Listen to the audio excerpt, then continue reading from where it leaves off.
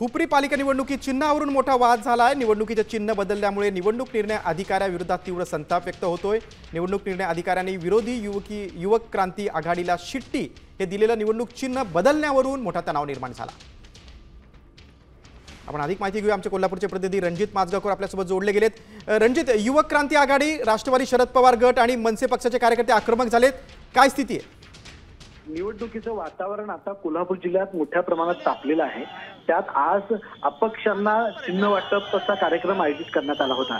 दुपारी 3 वाजता युवक क्रांती जे आहेत आणि त्यानंतर मनसे यांना शिट्टी हे चिन्ह निवडणूक निर्णय अधिकाऱ्यांनी दिलं होतं।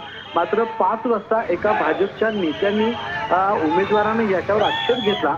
हा आक्षेप घेतल्यानंतर पुन्हा निवडणूक अधिकाऱ्यांनी सगळ्यांना फोन करून बोलावून घेऊन हे चिन्ह बदललं आणि शिट्टीऐवजी छत्री हे चिन्ह त्यांना दिल्यामुळं या ठिकाणी वाद निर्माण झाला आणि नगरपालिकेच्या दारामध्ये मोठा गोंधळ निर्माण झालेला आहे। मोठ्या प्रमाणामध्ये आता कार्यकर्ते जमलेले आहेत, हातामध्ये शिट्ट्या वाजवत ते एकदा वाटप केलेलं चिन्ह पाठीमागे घेता येत नाही असा वाद करत ते सध्या शिट्टी चिन्हावर आक्रमक झालेले आहेत।